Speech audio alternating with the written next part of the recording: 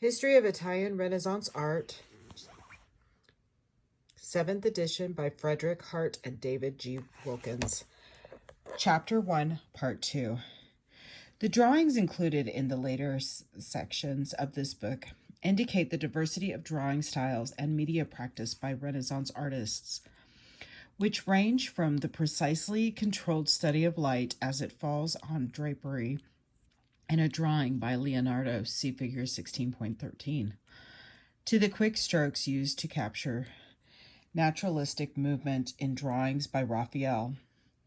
Because drawing serves so many functions for artists, it should not be a surprise to realize that a single artist may use a number of different materials and styles depending on the reason for creating the drawing. Perhaps the supreme example is Leonardo da Vinci 16, of whose drawings are illustrated. The majority of drawings that survive were made by painters. Preparatory sketches by sculptors are much rarer. In creating a stone sculpture, the artist probably drew the profiles of the four sides directly on the block before beginning to carve. For the creation of figures in stone or bronze, models in clay, terracotta, or plaster in various sizes were probably used as guides as the work developed. Although many drawings by architects survive, we know from documents that small-scale models in 3 dimensions also guided builders as they erected buildings. Sometimes these were made to be viewed by the patron as part of a competition among architects. Surviving examples include the wooden model for the facade Michelangelo, designed for the Medicean Church of San Lorenzo. To our 21st century eyes, many of these drawings seem to be works of art in themselves. We admire the long flowing lines of Botticelli's drawing of a walking female figure, the subtle three-dimensionality of a head drawn by Perugino, and the vigorous definition of the musculature of a nude figure by Michelangelo. These were intended, however, as steps in the process of creating larger and more complex works in more permanent materials. The practice of painting. Between 1200 and 1600, paintings were made from a variety of materials in the 13th century. Tempera and fresco were the technique used, but by the end of the 15th century, oil paint gradually became more common. By the end of the 16th century, the oil on canvas technique, which during the 17th century became the most popular painting medium in the West, had been developed in Venice. Oil paint was a more flexible medium, and the loose, suggestive brushstrokes in a painting made by the elderly Titian are completely different from the fine detail apparent in a painting in tempera made in Venice more than 200 years earlier. The intricate procedures of the painter's craft, as practiced in Florence in northern Italy during the late medieval and much of the early Renaissance periods, are described in detail by Cennini, who states that he studied with Agnolo Gaddi, the son and pupil of Taddeo Gaddi, who had been an assistant of Giotto, but wrote his treatise in Padua in northern Italy. The art of painting, as described by Cennini, is how things were done on his own Paduan bottega, but we have no other technical handbook from this period.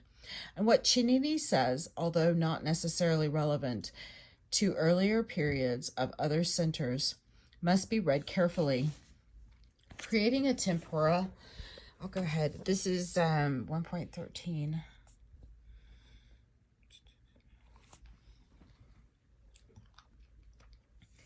Creating a tempera painting.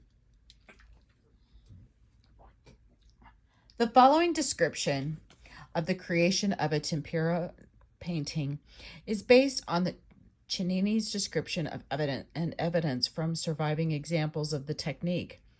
The first step after the design was approved by the patron was the construction by a carpenter of panels of finely mortised and sanded poplar, linden, or willow wood. At this time, the frame was also constructed and attached to the panels. The panels and frame were then covered with gesso, a mixture of finely ground plaster and glue. Sometimes the gesso was covered with a surface of linen, itself soaked in gesso and then covered with still more gesso. When dry, the surface could be given a finish as smooth as ivory. Cennini is explicit about how to compose a single figure on a panel. The underdrawing began with a piece of charcoal tied to a reed or stick, which gave the artist sufficient distance from the panel to allow him to judge the composition as it developed. Shading was done by means of light strokes, erasures with the feather.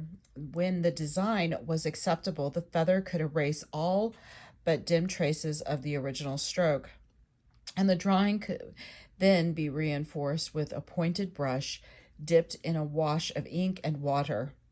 The brush was made of hairs from the tail of a gray squirrel after the panel was swept free of charcoal.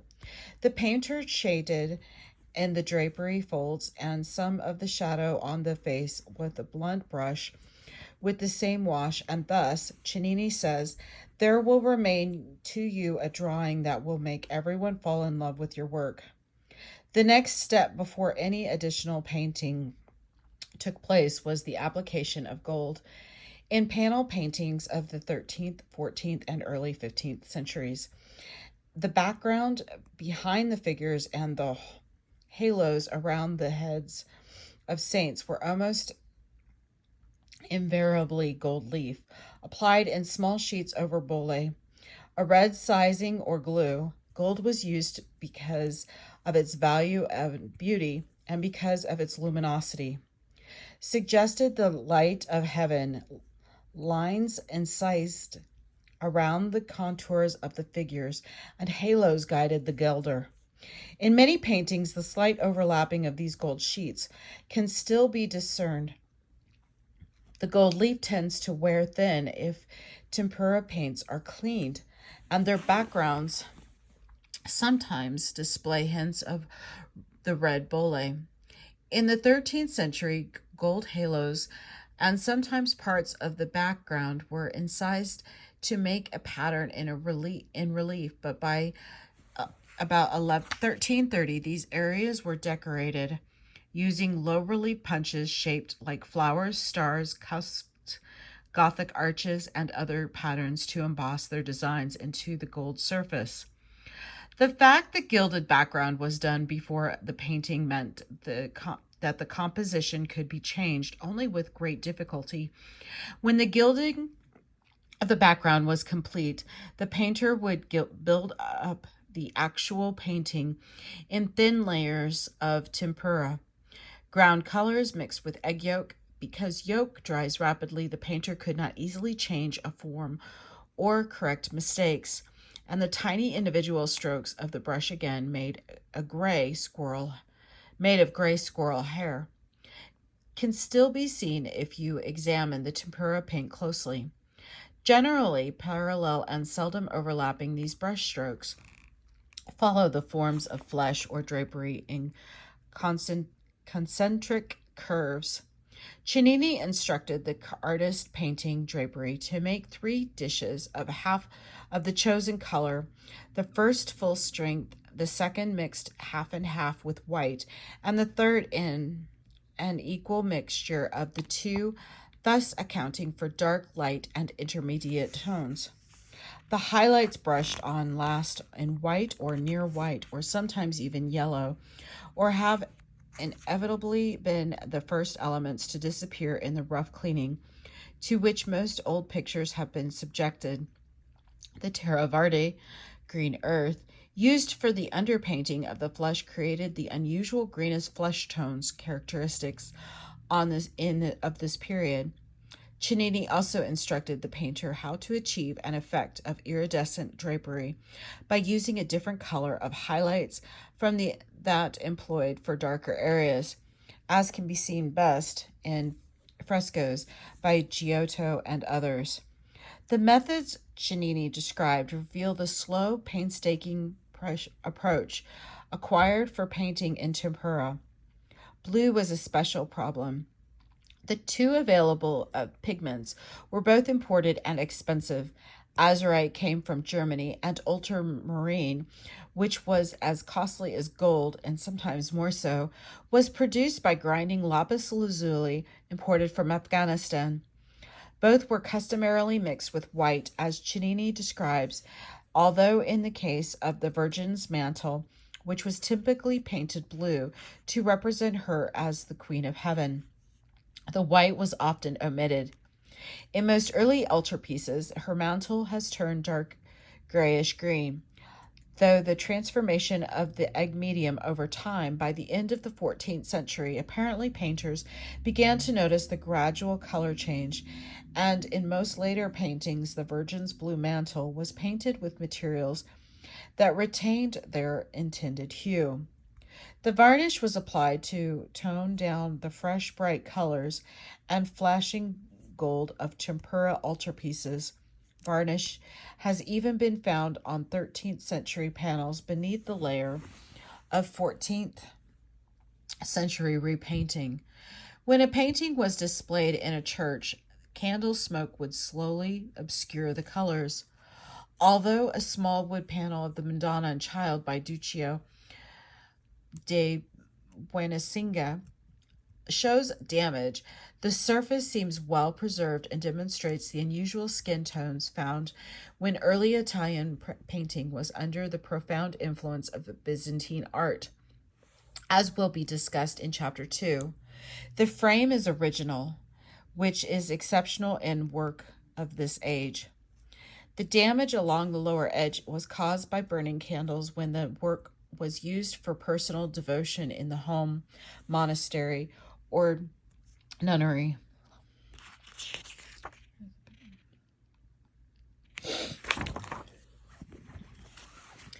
Creating a fresco painting.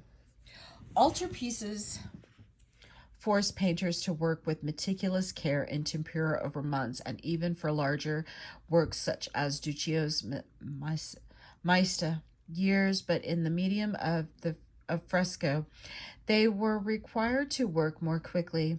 According to Cennini, who describes standard procedures probably practiced by Giotto and his followers, fresco, the Italian word means fresh, was the most delightful technique, probably because the painter could pour out ideas with immediacy, vivacity, and intensity.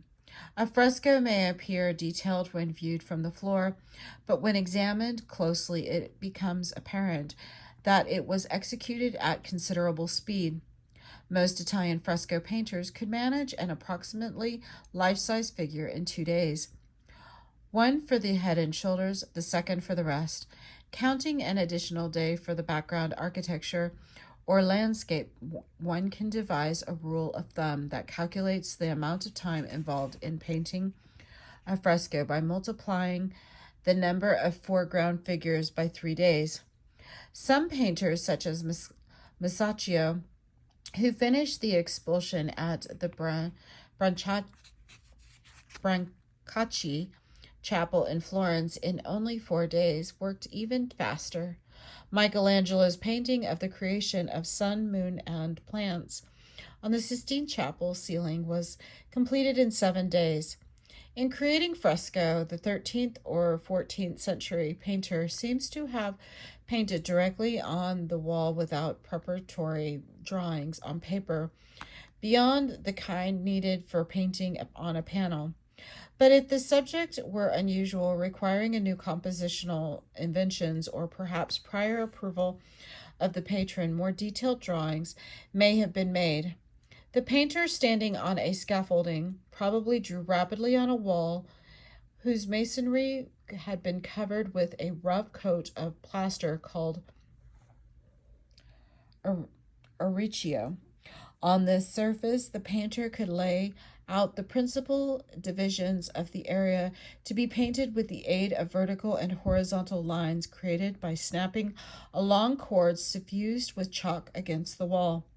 Assistants held the cord at either end. Artists interested in establishing recession and in perspective would apply the same technique using a string tied to a nail for the vanishing point. For an example in which the nail hole is still visible, using binoculars, see figure 1336.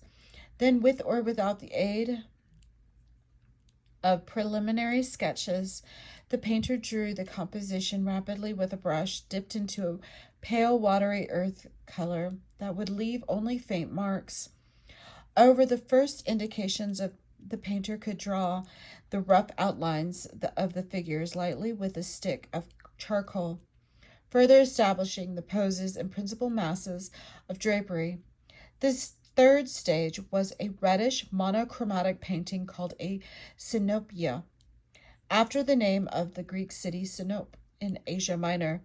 The source of the finest red earth color in this synope, artists establish musculature features and ornate, sometimes with the broad strokes of a coarse bristle brush, sometimes with shorter, finer strokes. In the process of detaching frescoes threatening by dampness or other problems from the walls on which they were painted, some synope have been brought to light. Shows a completed fresco for comparison. Okay, figure 1.1617. In their freshness and freedom, synope are sometimes more attractive to the modern eyes than the finished frescoes that covered them. If a synopia varies considerably from its fresco, this may be because the painter decided to change the position of a limb or a piece of drapery, or perhaps because the patron complained about some iconographic or compositional aspect of the original design. As the work progressed, the artist or an assistant covers a section of synopia each morning or the previous evening with an area of fresh, smooth plaster called intonaco, leaving the painter with nothing but a memory or some good working drawings. As a guide to paint that area, each new patch of the intonaco is called a gironate. On any given day, a fresco in progress would consist of an area of finished work, an area of synopia, and one blank gironata of fresh intonaca that had to be painted before the plaster became too dry late in the afternoon. The joints between the gironate are often visible because the painter removed with the knife whatever intonaco remained unpainted when the light failed. The edge was beveled to keep from crumbling. When the gironata was applied that evening or the next morning, a soft round edge adjoined the bevel. Specialists examining a fresco surface on scaffolding can often determine not only the limits of each gironata, but also the order in which they were completed. Sometimes the divisions between the gironate follow the contours of a head or figure, but more frequently they fall between two figures or heads. An entry in the diary of the 16th century painter Jacopo Pontormo illuminates the process, listing briefly what he accomplished each day and, on occasion, what he ate. 30th of Tuesday, I started the figure. Wednesday, as far as the leg. On the 1st of August, I did the leg, and at night I had supper with Piero, a pair of boiled pigeons. Friday, I did the arms, the arm that leans. Saturday, the head of the figure that Bella. That's below, that's like this, accompanied by a drawing. Sunday I had a supper at Danielle's with Braun. We had meatballs.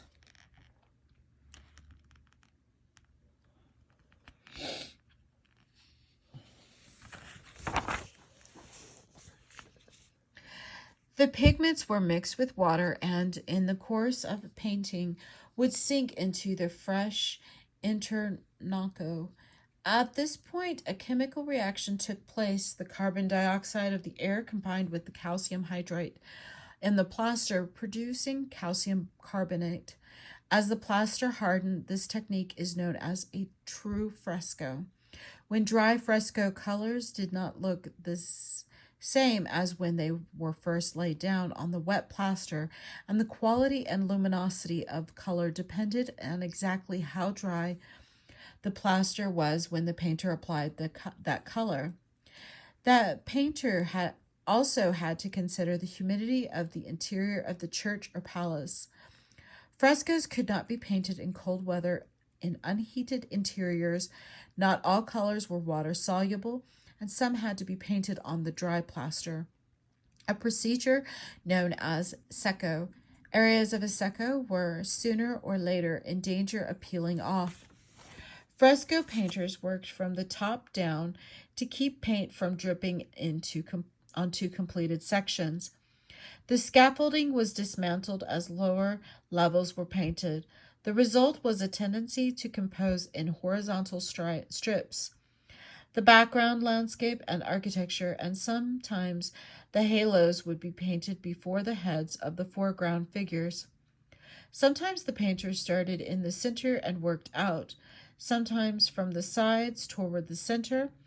The piecemeal nature in which a fresco had to be painted became a drawback during the 15th century, when visual unity, including light and atmosphere, was considered essential to good painting. Perhaps true fresco's limitations explain why Leonardo da Vinci's Last Supper was not painted using this technique. Scaffolding prevented a painter from stepping back to view the whole, but occasionally an impulsive artist went over the edge and was injured, as was Michelangelo when painting the Last Judgment on the altar wall of the Sistine Chapel. According to Vasari, a painter named Barna de Siena was killed in such a fall. When faced with a deadline, some masters did a great deal of secco painting over fresco underpainting. Cini's testimony suggests that before the 15th century, painters did not make preparatory drawings but drew directly on the intonaco and sinopia. Conservation work, however, has shown that a number of 14th century fresco styles, including some by Giotto in Florence, had no sinopia under the intonaco. It seems that it would have been useless to create detailed synopy for large frescoes like those in figures 3.1, 4.30, 4.37, and 5.1, because the beams and boards of the scaffolding would have concealed any view of the whole from the floor. For such colossal paintings, detailed preparatory plans would have been indispensable. Any preparatory drawings actually used in painting a fresco would have been exposed to damage on the scaffolding, and few survive. Spolveri gradually replaced synopy, although in the middle of the 15th century both were sometimes used in the creation of a single fresco. The Spolvero and later the cartoon, perhaps cut into sections if too large to be easily manageable, were brought onto the scaffolding and the outlines transferred by either by pouncing or by incising with a stylus in the case of the cartoon of each section of intonaco went on the wall.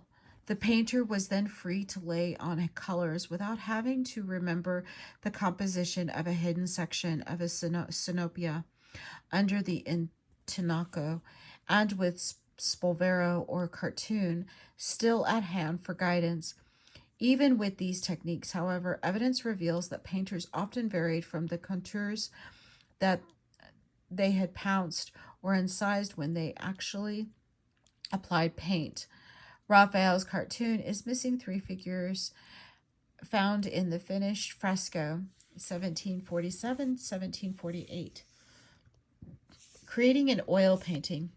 Because oil paint did not become important in Italy until the late 15th century, we will delay a more detailed discussion until it begins to affect the appearance of paintings. It will suffice to point out that oil painting was first developed in Northern Europe, and the Italian collectors, including the Medici, owned early paintings in this technique. Italian patrons sometimes commissioned oil paintings from Northern artists, and the arrival in Florence in the early 1480s of one of these works, see figure 1332, helped direct Florentine's painters' attention to the possibilities of oil technique. The same powdered pigments used in tempera painting were used for works in oil, the only difference being that the pigments were mixed with linseed oil instead of egg yolk. Oil offered several advantages.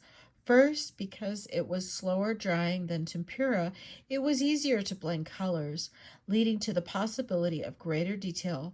Second, the thickness of the paint depended on how much linseed oil was added, meaning that the painter could have a very thin liquid or a thick one, according to need. Third, oil is a translucent medium, so oil paintings could have a greater depth and richness of color than was possible with the tempera. The earliest Italian works executed largely in oil were painted on the same kind of gesso wooden support used for tempera painting. But because of the problems with the humidity in Venice, Venetian painters eventually began painting on a canvas support. Leonardo da Vinci was among the first Italian artists to use oil extensively, but it was Antonio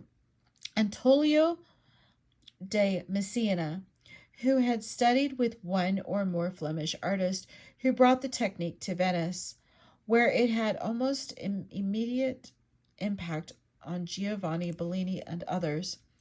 The innovations in oil paintings made by the latter Venetian painters, especially Giorgione, Titian, Tintoretto, and Veronese, transformed the history of artistic development. The Venetian technique of oil on canvas would dominate European painting well into the 20th century. The practice of sculpture.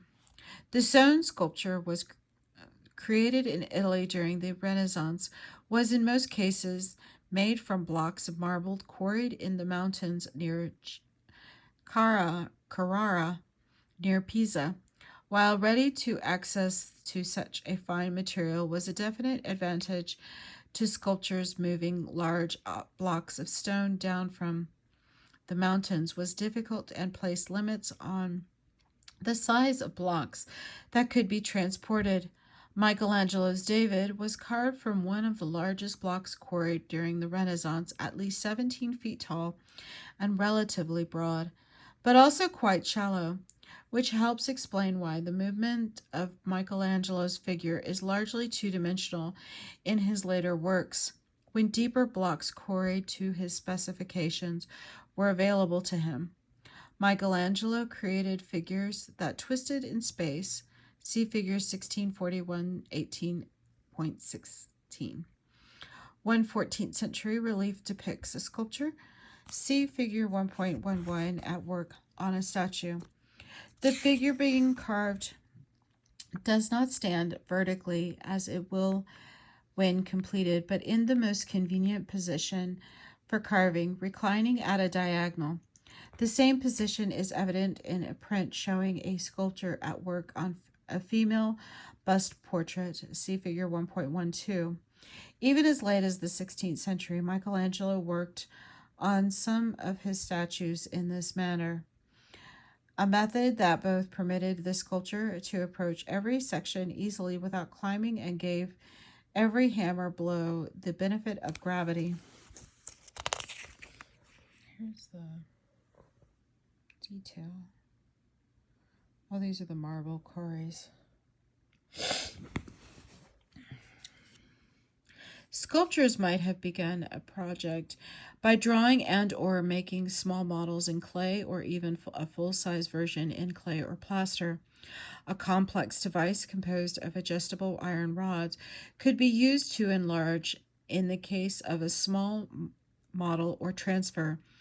In the case of a full-scale model, the model to the block outlines the subject could also be sketched in charcoal on the surfaces of the block, from which the sculptor would then begin to carve away, first with a pointed and then with a toothed chisel.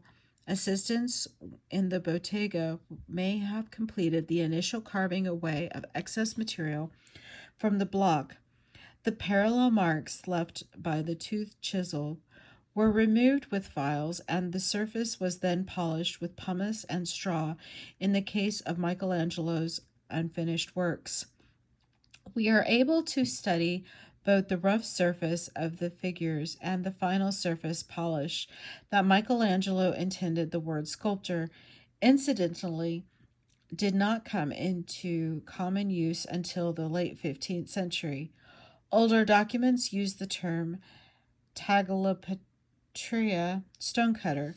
A bronze sculpture cost approximately 10 times as much as a marble one. Bronze sculptures were made by pouring the bronze, a mixture of copper and tin, and sometimes lead, zinc, and or pewter, heated to a temperature of at least 1,800 degrees Fahrenheit, about 1,000 degrees centigrade, into a mold. Sculptors were generally their own bronze founders, but for large or complex jobs, specialists in bronze casting such as bell makers or artillery specialists may have assisted them. To create a small solid bronze figure or object, a detailed wax model was made or a rough clay core covered with a thin layer of wax in which more specific details had been defined.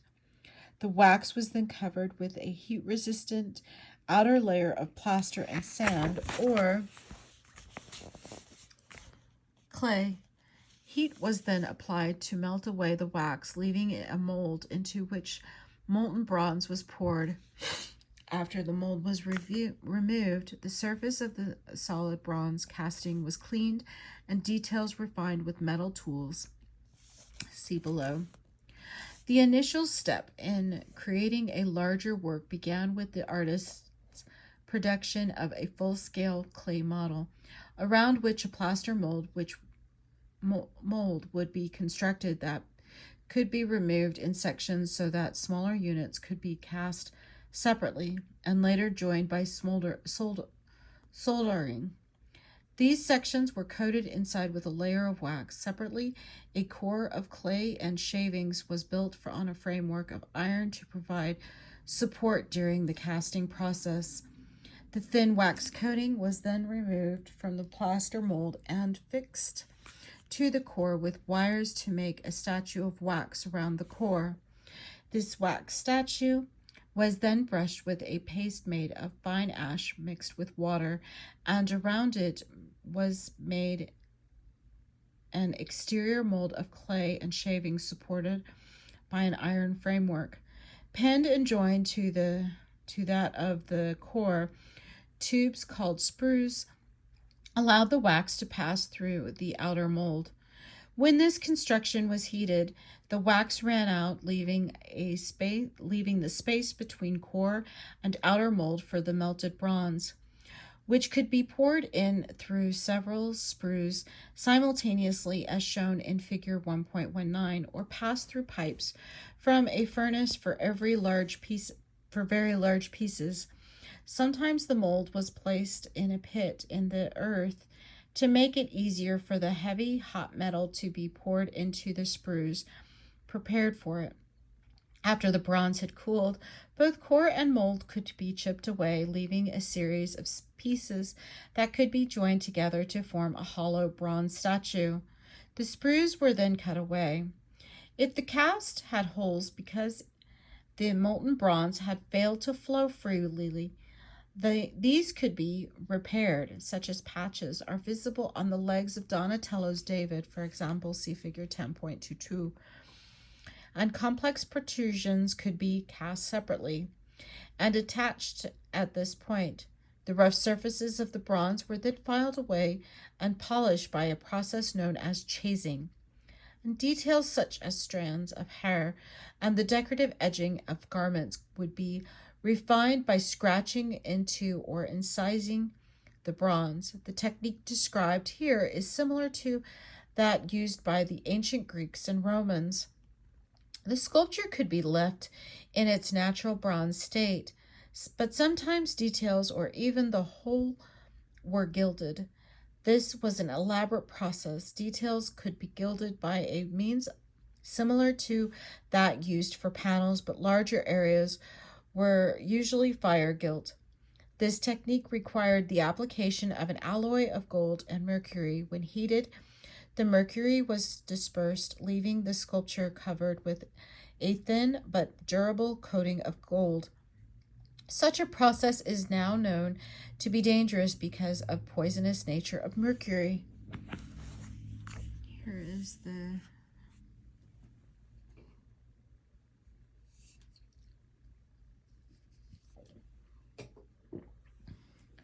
The difficulties of casting in bronze were described in dramatic detail by Benevento Cellini in his autobiography written 1558 to 1562.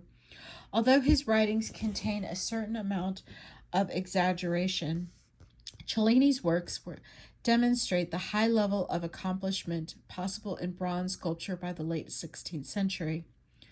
The practice of architecture. During the Renaissance, new buildings were built or begun, and old ones were remodeled. New city centers were in few instances constructed. While ideal cities destined to remain dreams were described in treatises or represented in drawings, prints, or paintings, whether built or envisioned, Renaissance structures consistently offered references to antiquity through the use of classical proportions and Roman orders, arches, and decoration. Squares that recall Roman forums were built, and direct imitations of Roman triumphal arches were created for the festivities of Renaissance sovereigns. Italian architects were inspired by the buildings of ancient Rome, some of which were visible in a more complete state during the Renaissance than they are today. In addition, a text on architecture by the 1st century BCE architect and theorist Vitruvius survived and was carefully read not only by the architects but also by humanists. The new classicizing buildings of the Renaissance were based on drawings of Roman structures, but in style could vary from exactly measured. Archaeology correct views to the design that added highly personal embellishments to the original model. Italian architects before the High Renaissance, however, were little interested in the fundamentals of Roman imperial building, especially the system of vaulting used by the Romans to roof vast interior spaces. In comparison with the richly articulated architecture of masses and spaces developed during the Roman Empire, continued to at Ravenna, and technically at least surpassed in the Gothic cathedrals of France and other northern European countries, Italian architecture of the late Middle Ages and the early Renaissance remained essentially an architecture of large spaces enclosed by flat walls. In fact, the word used by Renaissance architects, patrons, and theorists for to build, unquote, a murare, literally to wall, And in Italy, builder is still a murator. Often these Italian structures were roofed by the same simple timber constructions used in early Christian basilicas, with a flat wooden ceiling suspended from the beams. Even when of constructing a vault, the Italian architect was averse to the rich system of supports, the so-called exoskeleton of a French Gothic church, with its flying buttresses and pinnacles, the massive masonry vaults of the cathedrals of Florence and Siena, for example, would have collapsed without the iron tie rods that helped to hold the structure together. See figures 2.38 and 5.15, where the tie rods were clearly visible. It seems that when the builders of Italian churches in the early part of our period laid out the foundation of their structures, they were often not exactly certain how high the walls and columns were to reach or how the interior spaces were to be vaulted. The calcium of the spaces and forms was based on mathematical principles of sequence and proportion, rather than any notion of the requirements of day-to-day living. Their surviving drawings of architectural plans, elevations, perspectives, and details take on a special importance when, as often happened, the building itself was never built. In addition, the backgrounds of paintings sometimes offer views of architecture, although some of these painted structures are clearly unbuildable. See figures 16 and 16.44. Sadly, the dreams of most Renaissance architects for the rebuilding of Italian cities were prevented by circumstances, war, internal conflict, lack of funds from being realized. Although work was sometimes carried out and under the general direction of an architect, often the key figure was a mason or builder, a member of the Arte de Pietra e Legno. Rarely, however, did such a technician rise to the status of architect. There was, in fact, no word for architect in the 14th century, only capomaestro, literally headmaster. Almost all the most inventive architects discussed here began as painters, sculptors, or in the case of Michelangelo, both.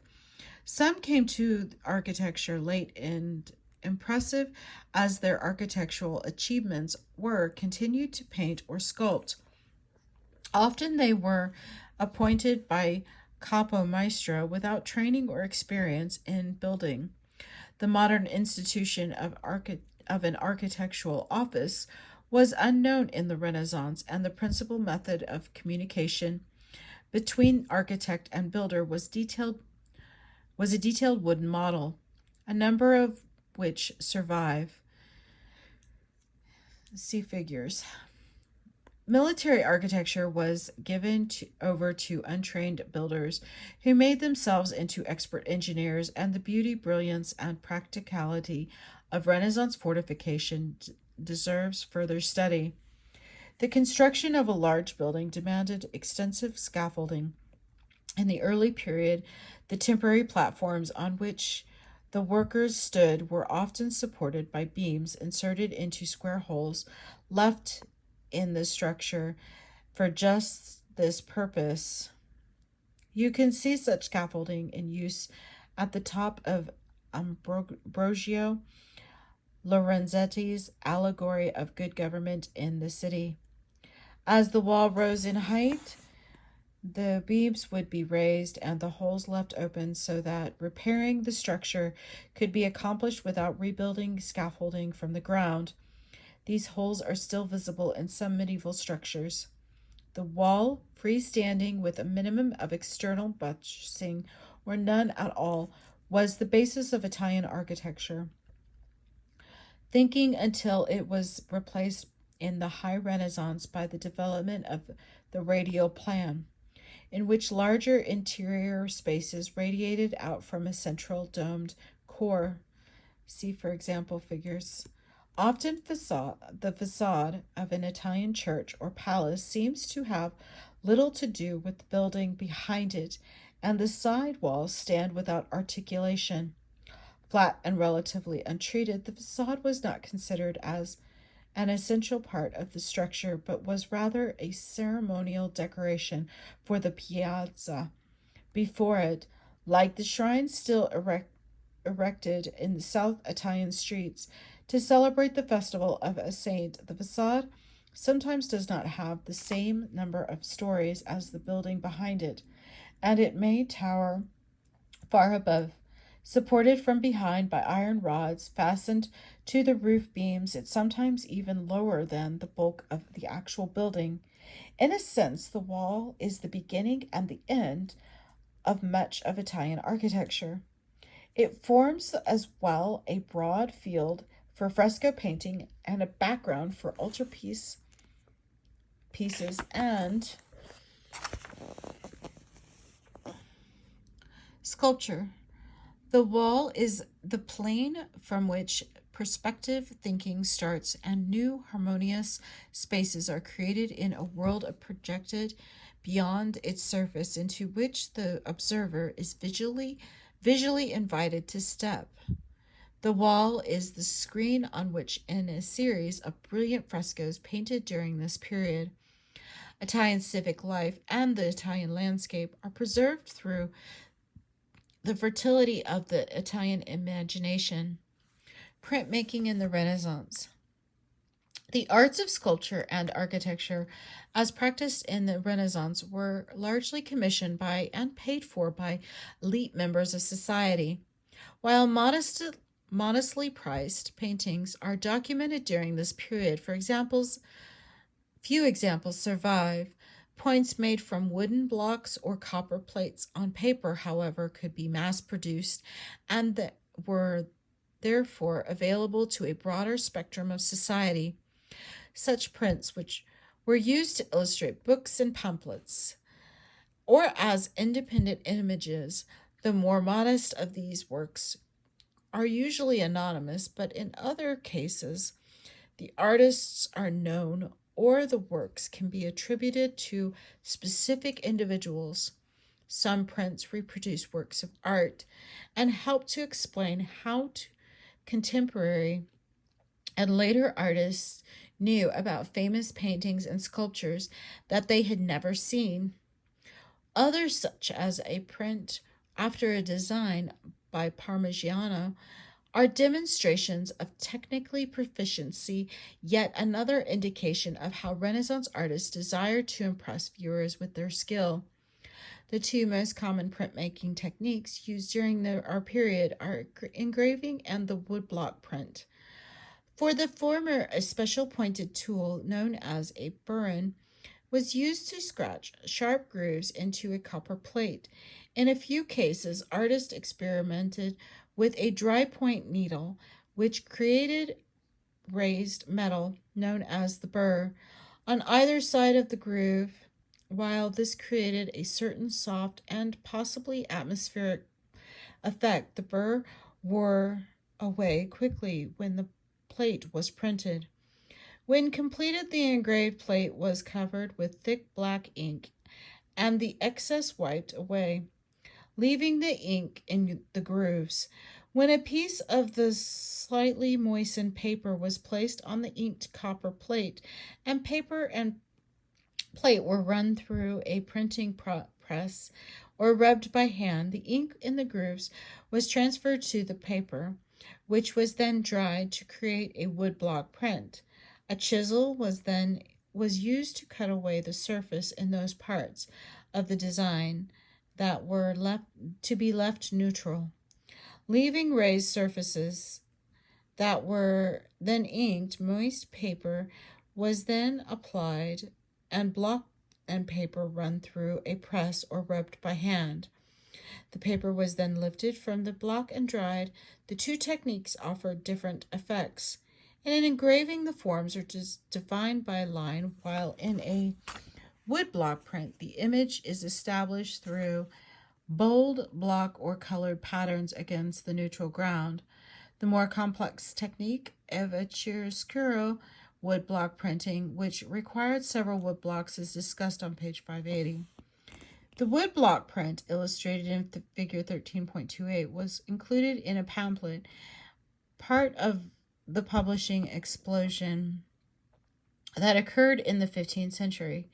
The use of movable metal type was pioneered by the German goldsmith and printer Johannes Gutenberg, whose famous Bible was published in 1455.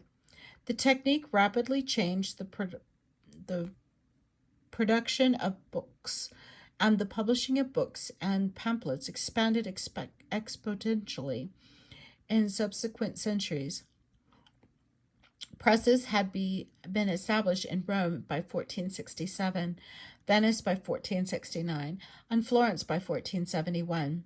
By the end of the 15th century, books were being published in more than 70 Italian cities and towns. Wealthy families built up book collections during the Renaissance, and the new structures intended as libraries were constructed. The practice of history. Before proceeding with our examination of Renaissance art, another kind of practice that needs to be discussed, that of history. The idea that history was worthy of study for its own sake was a new phenomenon. In the Renaissance, while medieval theologians had defined the world of the past and present within the context of Christian goals and institutions, Renaissance humanists defied these narrow perimeters, analyzing and assessing historical evidence in search of answers that were not dependent on the doctrines promulgated by the Church.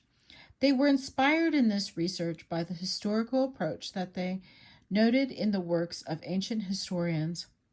When Leonardo Bruni, humanist chancellor of Florence, wrote his History of the Florentine People, published in 1444 by the Florentine Signora, he researched his subject, consulted historical documents, and developed theories that placed Florence's background within a larger historical context. He argued, for example, that Florence must have been founded during the Roman Republic, relating to what he knew of Greek political practice and calling it the new Athens on the Arno. In recent decades, scholars have grown increasingly interested in historiography, the history and analysis of writing history. No historian is a mere compiler of facts. Even the choice of facts can be an indication of bias, and in this, the Renaissance has no exception. In a peninsula dominated by an autocratic rulers in other centers, for example, it was important for Bruni to emphasize that Florence was founded not in the ancient Roman imperial period, but in the Republican period, just as it was important for Renaissance Florentines to believe that their baptistry had been an ancient Roman temple to Mars. Keeping this in mind, we can turn briefly to the first historian of Italian art, Giorgio Vasari.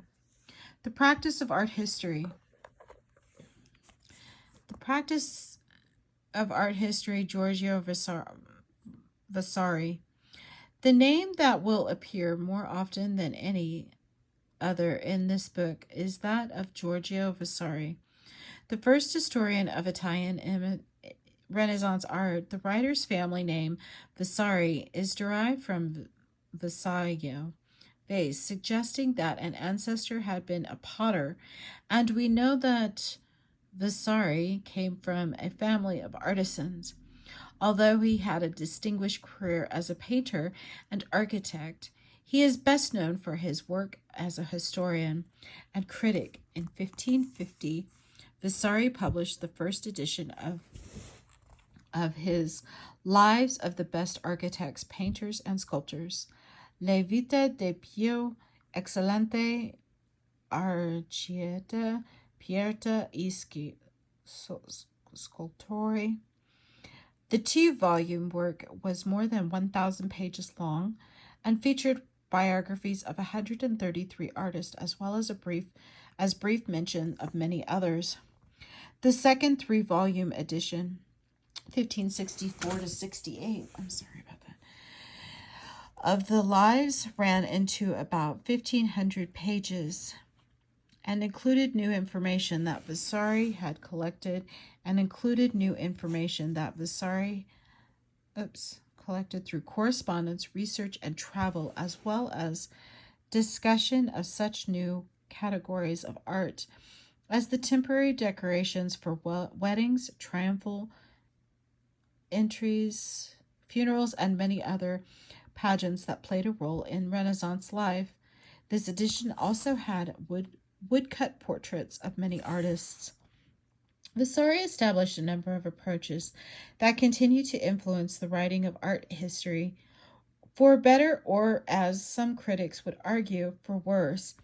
He organized his work around the individual artist in terms of biography, character, and style. In many cases, he suggested that the personality of the artist could be used to elucidate the works he or she created. In addition, he evaluated the art, distinguishing some artists and works as superlative. Vasari also recognized that artists must be understood in terms of the period in which they lived and worked. When Frederick Hartt completed this first edition of this book in 1969, he followed Vasari's precedent. As an artist himself, Vasari was well aware of the sometimes difficult and demanding role a patron could play in the creation of a work of art. And in the Lives, he emphasized the importance of patrons. In this 7th edition of Hart's book, the names of patrons are given in captions as a reminder of their essential role in the creation of many works of Renaissance art. Vasari explained the development of Renaissance art in terms of trajectory. The concept of historical development or progress that he presented was derived from the writings of ancient authors. While he found little of interest in earlier Italian medieval art, Vasari argued that a revival of art based on a new interest in imitating nature had emerged in Tuscany in the works of Giotto and other 13th and 14th century artists. The first phase was followed in the 15th century by Vasari's second phase, in which, to quote the author, quote, all things are done better with more invention and design, with a more beautiful style and greater industry. The culmination that Vasari found in his third and final stage was, he argued, made possible by the discovery and study of ancient sculptures. Vasari pointed out that this final phase was exemplified in the works of Michelangelo. The biases that Vasari brought to his task were many. However, while the artists of Florence were certainly the leaders in many Renaissance developments and deserve a special role in any history of Italian Renaissance art, the preeminence that Vasari granted Florentine art was exaggerated. He dedicated his volumes to Cosimo I de' Medici, and throughout the biographies he privileged the role of the Medici family in commissioning and collecting works of art. Vasari's Lives was intended to inform a broad segment of the educated public about art, and it had a wide and immediate circulation responses to his comments on German art. For example, were being written by German writers as early as 1573. Several authors in Italy and other European countries were inspired to write their own versions of the lives. Vasari's works continues to be a crucial source of information and ideas. In addition to his role as artist and author, Vasari was one of the first collectors of drawings in the lives. He pointed out that preliminary sketches were the initial expression of the artistic idea, and he cited drawings in his own collection that demonstrated a specific artist's personal style and or method. Vasari compiled his drawings into volumes, mounting them on large pieces of paper and framing them with architectural and sculptural motifs drawn in his own style. Sometimes he would incorporate into his elegant presentation the woodcut portrait of the artist taken from the lives in the example illustrated here. Vasari's frame features the broken pediment popular in 16th century art and architecture. See figures. And a reclining muscular figure inspired by Michelangelo by collecting drawings. Vasari was emphasizing that everything an artist did, even a drawing made in preparation for a larger work, as in this example, was precious and should be preserved. Vasari's comments will often be quoted or mentioned in this book because he knew personally many of the 16th century artists about whom he wrote.